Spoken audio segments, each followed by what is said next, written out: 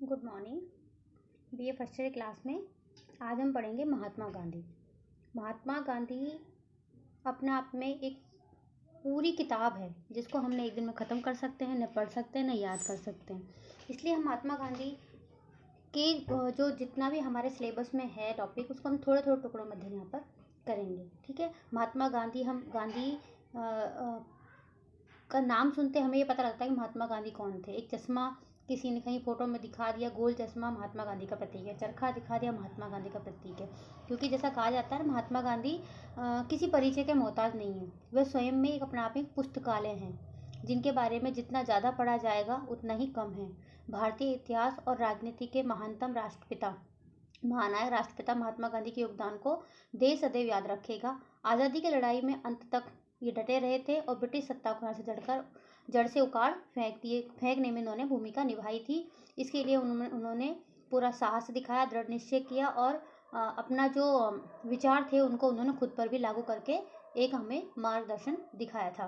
भारत को आज़ाद कराने में युद्ध में एक प्रहरी और एक मार्गदर्शक के रूप में इन्होंने भूमिका निभाई थी और इसी कारण इस महापुरुष को आज भी हर जगह हर उसके लिए याद किया जाता है। ठीक है।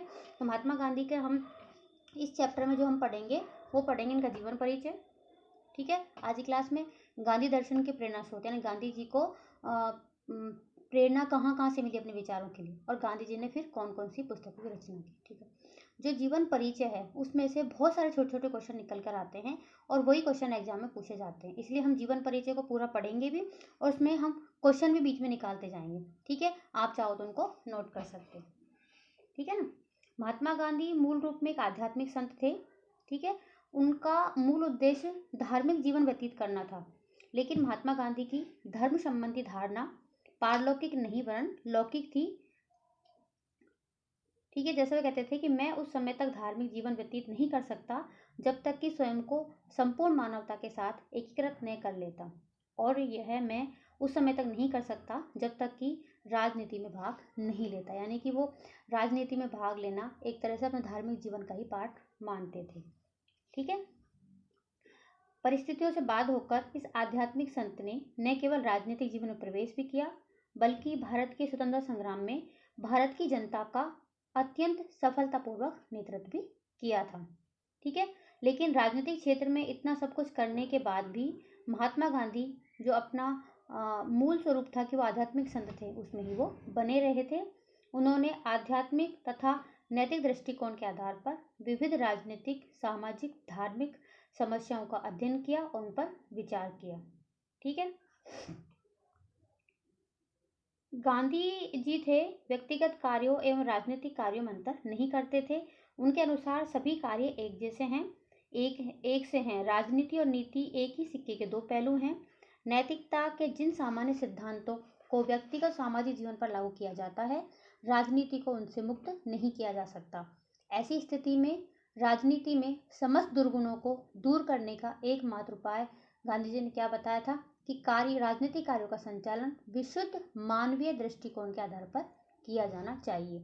हम संक्षेप में उनके बारे में जो बताते हैं उसके अनुसार महात्मा गांधी का समस्त जो दर्शन है, राजनीति तथा समाज के प्रति उनका आध्यात्मिक और नैतिक दृष्टिकोण ही रहा है।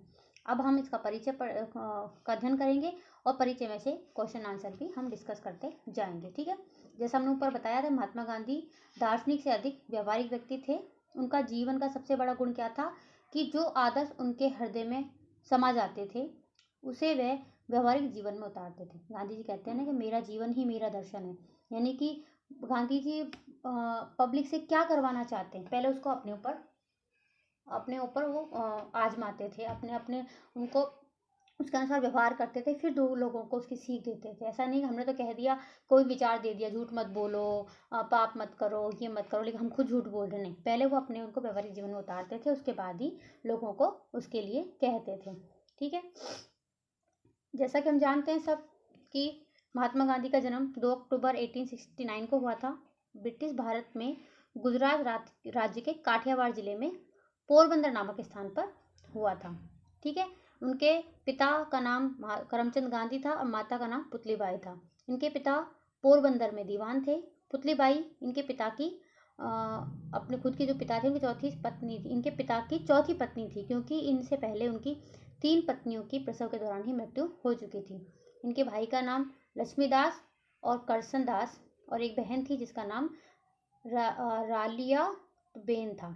ठीक है, तो इस प्रकार ये एक साधारण परिवार के थे और धार्मिक विचारधारा वाले परिवार के ये व्यक्ति थे। ठीक है, इन्होंने फिर स्कूल में एक साधारण योग्यता वाले छात्र थे, यानी बहुत ज़्यादा ये जीनियस जो स्टूडेंट नहीं थे, किंतु समय के बहुत पाबंद थे और शिक्षकों के बहुत ज़्यादा आज्ञाकारी थे। मैट्रिक की परीक्षा पास की, मैट्रिक मतलब जिस टाइम हम जिसको 10वीं बोलते हैं उसको उस टाइम मैट्रिक बोलते थे, और उसके बाद ही फिर वो कानून की पढ़ाई करने लग जाते थे। तो वो भी मैट्रिक की परीक्षा पास की और 1888 में उन्होंने कानून पढ़ने के लिए फिर वो इंग्लैंड चले गए थे। गांधी जी ने 1891 में लंदन से वापस लौटे और उन्होंने यहाँ पर वकालत करना प्रारंभ कर दी थी। काठियावाड़ तथा बम्बई में थोड़े दिनों तक उन्होंने वकालत की। उसके बाद में धनी सेठ थे, गुजराती मुसलमान की ओर से एक मुकदमे की पैरवी करने के लिए वो दक्षिण अफ्रीका गए। ठीक है, क्वेश्चन बनता है कि महात्मा गांधी सबसे पहले दक्षिण अफ्रीका किस कारण से गए, यानी क्यों गए थे? तो उनका उत्तर क्या है कि गुजराती मुसलमान की तरफ से एक केस लेकर गए थे, केस की पैरवी करने के लिए। ठीक है, तो क्वेश्चन हमारा यहीं से चालू हो जाते हैं, नोट डाउन करते जाना। दक्षिण अफ्रीका के काले गोरे के भेद और अपने देशवासियों की दयनीय दशा को देखकर उनको तीव्र आघात पहुंचा। दक्षिण अफ्रीका के अंदर जो लोग थे वहाँ पर काले और गोरों का बहुत ज़्यादा भेद करते थे आपस में, और उनके साथ में छुआछूत जैसा व्यवहार करते थे, जिसको देखकर उनको बहुत आघात पहुंचा था।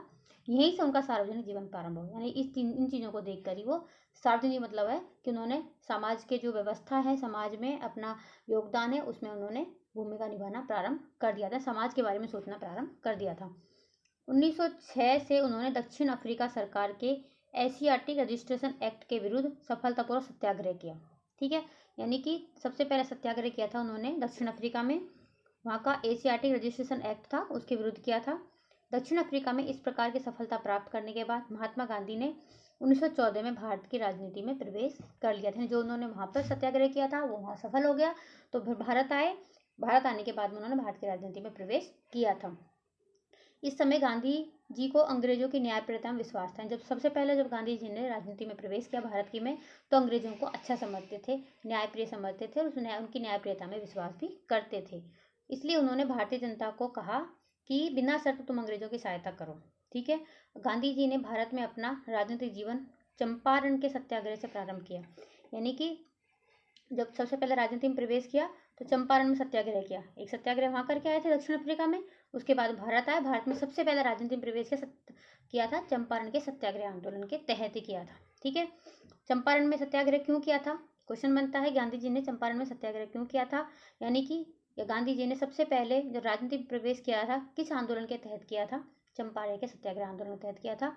ये जो आंदोलन था वो चंपारण के अंतर्गत नील की खेती करने वाले कृषकों को अंग्रेज जमींदारों के अत्याचारों की जांच करने के लिए सरकार को कमीशन नियुक्त करने के लिए बाध्य किया था। यानी कि अंग्रेज जो थे वो चंपारण के अंदर जो किसान थे उनको नील की खेती करने के लिए वो बाध्य करते थे कि तुम नील की खेती करो। तो इसकी जो खेती के बाद उनका अत्याचार होते थे, नहीं करते थे, जैसे उनका अनुसार काम नहीं करते थे, इन अत्याचारों की जाँच करने के लिए उसने सरकार से ये कहा कि कमीशन नियुक्त करो जो इसकी जांच कर सके कि यहाँ पे किसानों के साथ में कैसा व्यवहार हो रहा है अंग्रेजों का, और इस जांच की मांग के लिए उन्होंने चंपारण में सत्याग्रह किया था। ठीक है, इसके एक साल बाद यानी 1915 में खेड़ा जिले में कर नैदो आंदोलन किया था, यानी कि हम सरकार को बिल्कुल भी टैक्स नहीं देंगे, इसके लिए उन्होंने आंदोलन किया था।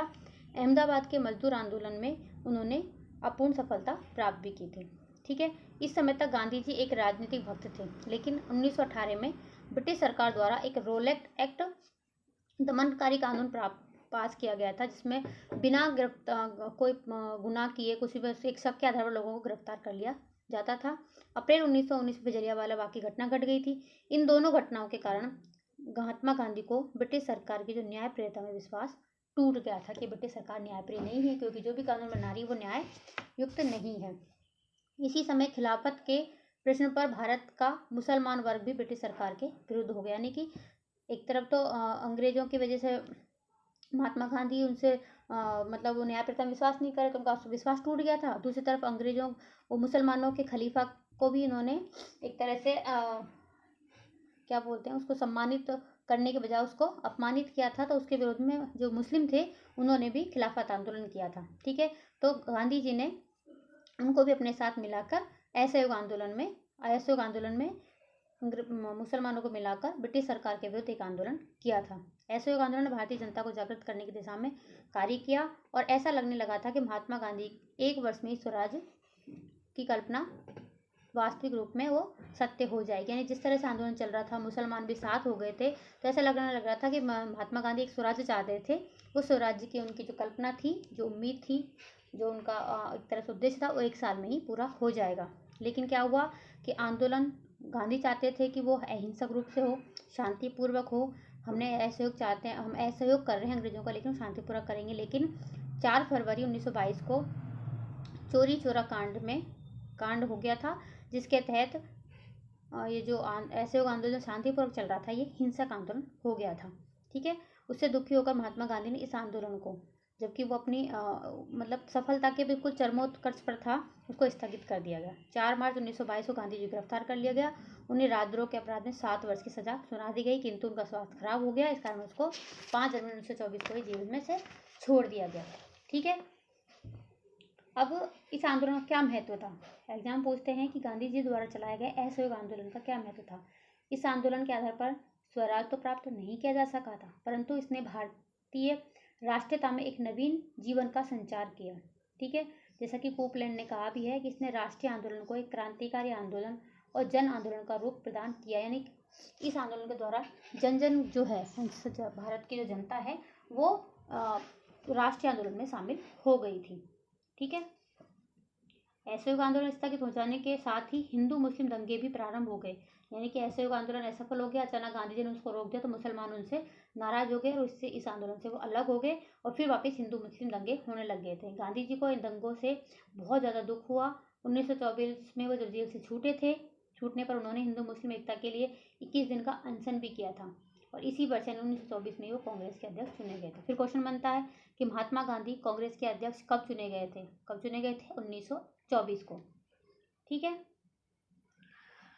1930 में महात्मा गांधी ने ब्रिटिश शासन के विरुद्ध सविनय अवज्ञा आंदोलन का संचालन किया। सविनय अवज्ञा का मतलब है कि अंग्रेज हमसे जो काम करवा रहे हैं, अंग्रेज हमारे लिए जो आदेश दे रहे हैं, जो कानून बना रहे हैं, हम उनकी अवज्ञा करेंगे, हम उनको नहीं मानेंगे, लेकिन इसके लिए हम आंदोलन नहीं करेंगे। सविनय चुपचाप विनम्र सहित हम उनको मना कर देंगे। 1942 में उन्होंने अपने जीवन के अंतिम अहिंसक संघर्ष भारत छोड़ो आंदोलन का संदेश दिया और करो और मरो का नारा दिया। ठीक है, क्वेश्चन क्या बनता है? गांधी जी ने अपने जीवन के अंतिम पड़ाव पर कौन सा आंदोलन किया और कौन सा नारा दिया? भारत छोड़ो आंदोलन किया, जो पूर्णतः अहिंसक संघर्ष था उनके अनुसार, और करो और मरो का, डू और डाई का नारा दिया था। ठीक है, 1944 में वो गांधी जी जेल से रिहा हो गए थे। गांधी जी ने हिंदू मुस्लिम समस्या को हल करने के लिए प्रत्येक संभव चेष्टा की, किंतु मिस्टर जिन्ना पाकिस्तान के निर्माण की बात पर अड़े रहे थे। गांधी जी देश के बंटवारे के विरोध में थे, किंतु ब्रिटिश नीति मुस्लिम लीग की हठधर्मी था। हिंदू मुस्लिम दंगों के कारण उन्होंने विभाजन को स्वीकार करने के लिए बाध्य होना पड़ा। ठीक है, अब क्वेश्चन क्या बनता है देखो। ठीक है, क्वेश्चन बनता है कि गांधी जी ने भारत का विभाजन क्यों स्वीकार किया था? क्यों स्वीकार किया था गांधी जी ने? तो उसका कारण है कि ब्रिटिश नीति ऐसी थी कि उनको स्वीकार करना पड़ा। दूसरी, जो मुस्लिम जो लीग थी, जिन प्रमुख तक जिन्ना था, वो अपनी बात पर अड़ा रहा था, हटी हो गया था, नहीं हमें तो पाकिस्तान चाहिए। और दूसरे, उस टाइम हिंदू मुस्लिम दंगे इतने ज़्यादा हो रहे थे, इतने लोग मर रहे थे, इतना मतलब विविध जो दृश्य था उस टाइम, उनको देखकर उनको मजबूर होकर भारत विभाजन को स्वीकार करना पड़ा था। जबकि महात्मा गांधी विभाजन के बिल्कुल ही समर्थक नहीं थे। वो कहते थे कि भारत का विभाजन होगा तो मेरी लाश के ऊपर से होगा, ऐसे कहते थे। 1947 में भारत की स्वतंत्रता बहुत सीमा तक गांधी जी के प्रयासों का ही परिणाम कही जा सकती है। ठीक है, गांधी जी सार्वजनिक जीवन की विभिन्न दशाओं में कार्य करते रहे। उन्होंने सदैव ही रचनात्मक कार्यक्रम अपनाने पर बल दिया और उनके द्वारा हिंदू मुस्लिम एकता, दलितों का उद्धार, नारी कल्याण, मद्य निषेध, हथकरघा उद्योग को प्रोत्साहन दिया गया। ठीक है, स्वतंत्रता के बाद गांधी जी के प्रयासों के बावजूद सांप्रदायिक तनाव बहुत अधिक बढ़ गया था और अंत में सांप्रदायिकता की विषाक्त आग में उनकी आहुति को शांत हुई। मतलब कि सांप्रदायिक जो दंगे थे, सांप्रदायिक तनाव था, इन्हीं के परिणाम स्वरूप ही गांधी जी की मृत्यु हुई थी। और किसने करी थी वो आपको पता ही है। गॉडसे नाम का एक व्यक्ति था, नाथुराम गॉडसे ने उनको गोलियां दागी थी 30 जनवरी 1948 को। ठीक है, जब उनकी मृत्यु हो गई थी, मृत्यु होने के बाद में, मृत्यु मतलब उनके एक शरीर की मृत्यु हुई थी, आज भी उनका नाम, उनके आदर्श, उनका दर्शन सब आज भी जिंदा है, केवल उनका शरीर यानी कि वो भौतिक रूप से उपस्थित नहीं है। उनकी मृत्यु के बाद में आइंस्टीन ने कहा था कि आगे आने वाली पीढ़ियां शायद ही विश्वास कर सकेंगी कि उन जैसे हार्ड मास का पुतला कभी इस भूमि पर पैदा भी हुआ था, यानी कि जिस केवल पतले से हड्डी हड्डी दिखने वाले शरीर वाले थे और केवल एक धोती अपने शरीर पर पहनते थे, चश्मा लगाते थे। तो ऐसा एक जो शख्स जो थे, ऐसा एक महान विभूति थी, वो कभी धरती पर रही भी होगी, इसको आने वाली संतानें, यानी हम तो फिर भी थोड़ा जानते कर लेते हैं, हमारे बाद आने वाली पीढ़ियां शायद इन पर विश्वास करें। ठीक है, गांधी जी की मृत्यु पर स्टैनले जोन्स ने भी कहा था कि हत्यारों की गोलियां महात्मा गांधी और उनके विचारों को अंत करने के लिए चलाई गई थी, परंतु फल ये हुआ कि उनके विचार तो स्वतंत्र हो गए और मानव जाति की एक तरह से वो इतिहास बन गए, ऐतिहासिक पोथियां बन गए, ऐतिहासिक साक्ष्य बन गए। हत्यारों ने महात्मा गांधी की हत्या करके उन्हें अमर बना दिया। मृत्यु में वे अपने जीवन की अपेक्षा अधिक बलशाली हो गए थे, यानी जितना जिंदा थे उतने उनके विचार इतने प्रसिद्ध नहीं थे कि मृत्यु के बाद में ज़्यादा वो जनमानस में छा गए थे। ठीक है, अब आगे हम पढ़ेंगे कि गांधी जो है, गांधीवाद ने जो गांधी जी ने जो दर्शन दिया था, उस दर्शन की, गांधी जी ने जो विचार दिए थे, लोगों को अपनाने के लिए जो आदर्श बताते थे, उनको प्रेरणा कहाँ से मिली। ठीक है, तो उनको प्रेरणा के जो स्रोत हैं उनको हम दो भागों में बांटेंगे। एक तो खुद हमारे भारत के यहाँ से प्रेरणा स्रोत, इनको हम पूर्वी स्रोत बोलते हैं, एक पश्चिमी स्रोत, यानी कि विदेशी लेखक, विदेशी लोग, विदेशी साहित्य से भी उनको प्रेरणा मिली थी। ठीक है, महात्मा गांधी के प्रमुख प्रेरणा स्रोतों में सर्वप्रथम उनकी माता के व्यक्तित्व जीवन की, माता के व्यक्तिगत जीवन की पवित्रता और पिता की सादगी सदाचार को ही हम प्रमुख स्थान देते हैं। ठीक है, उन्होंने अपनी माता से वैष्णव हिंदू धर्म के संस्कार प्राप्त किए। उनके जीवन और विचार पर अन्य प्रभावों में जैन और बौद्ध धर्म, देखो पूरी प्रभावों में माता जी आ गई, पिताजी आ गए।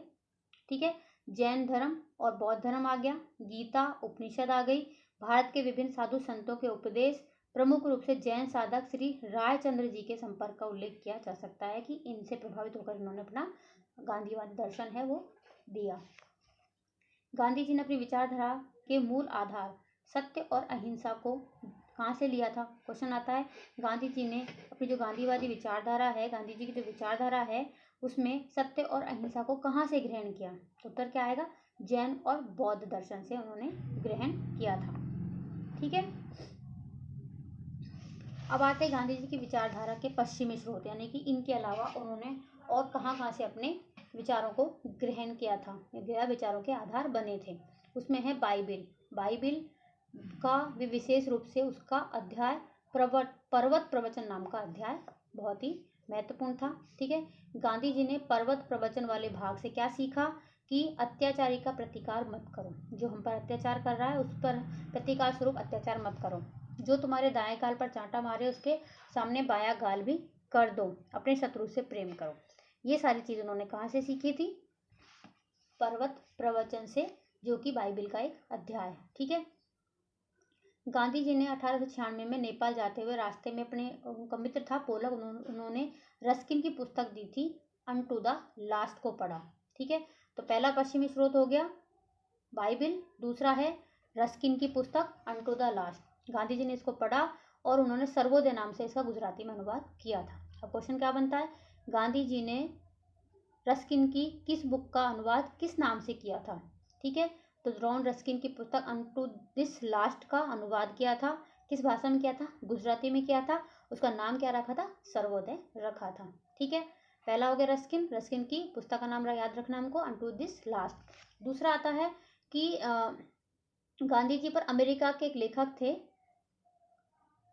हेनरी, देखो हाँ, हेनरी डेविड थोरो का भी इस पर प्रभाव पड़ा था। थोरो का सिद्धांत था कि भलाई को बढ़ाने वाले सभी लोगों तथा संस्थाओं के साथ सहयोग एवं बुराई को प्रोत्साहन करने वालों के साथ असहयोग किया जाना चाहिए। एंड थोरो ने क्या सिद्धांत दिया था कि जो लोग भलाई को बढ़ा रहे हैं, अच्छी चीज़ों को बढ़ा रहे हैं, उनका तो साथ देना चाहिए, और जो बुराई को बढ़ा रहे हैं उनका हमें असहयोग करना चाहिए। थोरो मनुष्य की स्वाभाविक भलाई और राज्यहीन आदर्श में विश्वास करते थे। दास प्रथा के प्रश्न पर भी उन्होंने अमेरिकन सरकार के साथ निष्क्रिय प्रतिकार का मत का समर्थन किया था। उनका क्या विचार था? यदि दास प्रथा जैसे नैतिक प्रश्न पर राज्य की हमें आज्ञा को भंग करना है, आज्ञा का विरोध करना है, तो इस विषय पर कानून तोड़ा भी जाए तो तोड़ दिया जाना चाहिए और इस संबंध में अहिंसा का पालन करना जरूरी नहीं है। तो ये अहिंसा जब शब्द आ गया, वहाँ पर गांधी जी ने इसकी बात को ऐसे क्या स्वीकार नहीं किया। गांधी जी ने थोरो की विचारधारा को संशोधित किया और इस बात पर बल दिया कि सरकार अगर अनैतिक कानून बनाती है तो उनका विरोध अवश्य करना चाहिए, लेकिन ऐसा करते हुए हमें अपने व्यवहार में कभी भी हिंसक नहीं होना चाहिए। व्यवहार हमेशा हमारा अहिंसक ही होना चाहिए। थोरो की किस पुस्तक से उन्होंने ये सारी चीज़ ग्रहण की थी? On the duty of civil disobedience ने भी उन पर प्रभाव डाला था। और लास्ट जो प्रभाव है वो है टॉलस्टॉय का। टॉलस्टॉय की रचना है संक्षिप्त समाचार, ठीक है, गॉस्पेल इन ब्रीफ, क्या करें, व्हाट टू डू, स्वर्ग तुम्हारे भीतर है, in the kingdom of God is within you. इन तीनों पुस्तकों का उन पर प्रभाव पड़ा।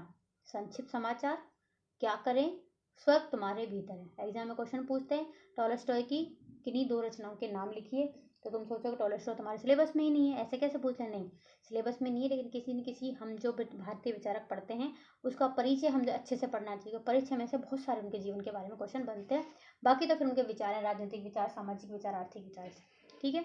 उपयुक्त इनमें से अंतिम पुस्तक कौन सी पुस्तक है? स्वर्ग तुम्हारे भीतर का उन पर विशेष और स्थायी प्रभाव पड़ा। इस पुस्तक का उन्होंने अध्ययन किया। अध्ययन से पूर्व गांधी जी के मन में अहिंसा के संबंध में अनेक संदेह थे। इस पुस्तक ने उन सभी संदेहों का निराकरण कर दिया था। उपयुक्त विचारकों और उनकी रचनाओं के अतिरिक्त गांधी जी पर कार्यालय की वीर पूजा तथा हजरत मोहम्मद और उनके उत्तराधिकारियों के जीवन चरित्र का भी प्रभाव पड़ा था। तो कितने सारे प्रभाव हो गए? एक तो पूर्वी स्रोत हो गए जिसमें माता पिता, बौद्ध जैन धर्म, ठीक है। दूसरा पश्चिमी स्रोत में बाइबिल, जॉन रस्किन, थोरो और टॉलस्टॉय, ठीक है। अब क्या बचा उनका लास्ट जो पॉइंट है कि गांधी जी की कृतियां। क्वेश्चन आता है, जैसे मैंने क्लास में भी लिखा है कई बार कि किसी भी हर राइटर जो विचारक है जो हमारे सिलेबस में है उनकी रचना जरूर याद करनी। तो क्वेश्चन आएगा गांधी जी की कोई 4 रचनाओं के नाम लिखिए, ठीक है। तो हमें इनमें से जो बहुत सारी हैं उनमें से कोई विचार लिख सकते हैं।